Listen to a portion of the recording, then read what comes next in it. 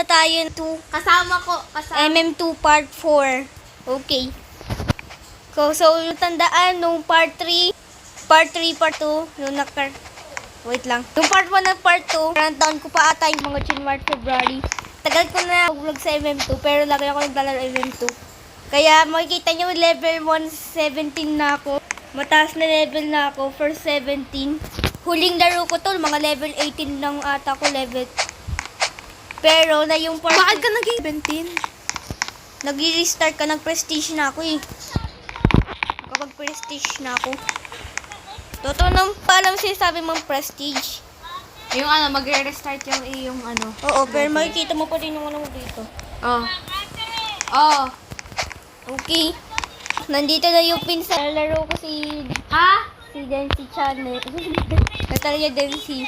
Ha? Okay, start na yung round na yun. Okay. Ano kaya ako?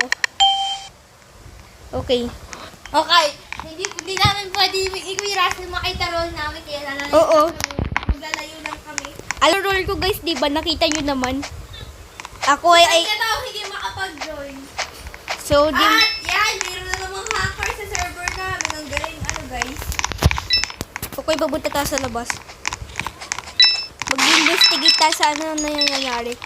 Wait lang, napaka-suspicious yung move nyo ah. Hindi pa kayo nag-start na yung Suspicious move ah.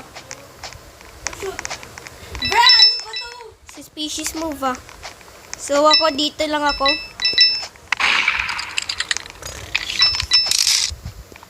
Kanino kayang ganyan? Alam nyo naman wala akong gan, di ba?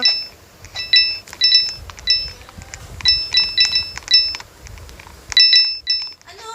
Okay, nandito yung gun. Don't be suspicious, Densi. Huwag ka maging suspicious. So, ito man na to. Sino yun? Wala. Ayun, nanalo tayo. So, fast forward natin hanggang sa mamaya. Oh, hindi daw. Okay. So, dahil nag-leave na si Densi di sa server, ako ay isang inosente. Si Tanya na yan?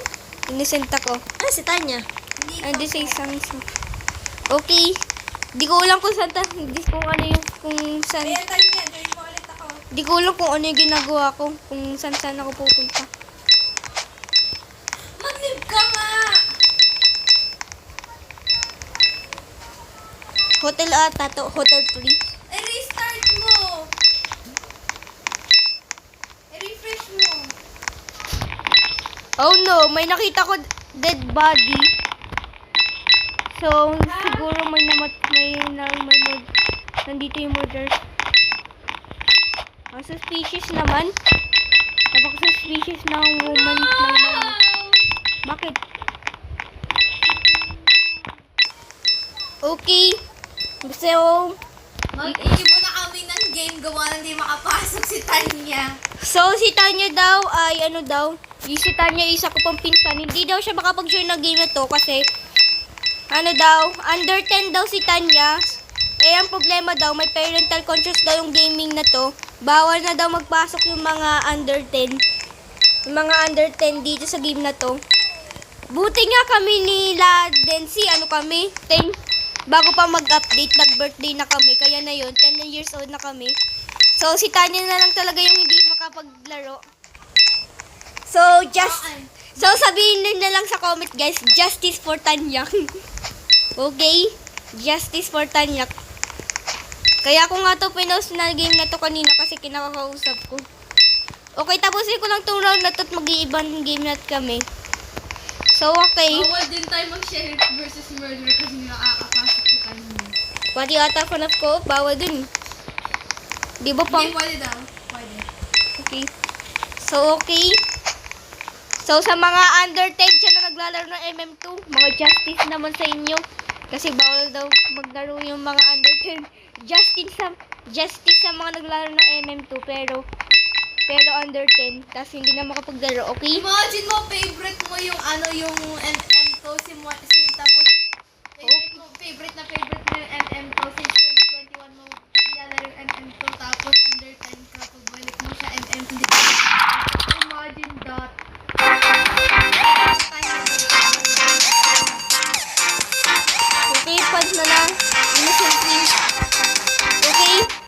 Tapos itong game na to dito kasi mag-ibang game na kami.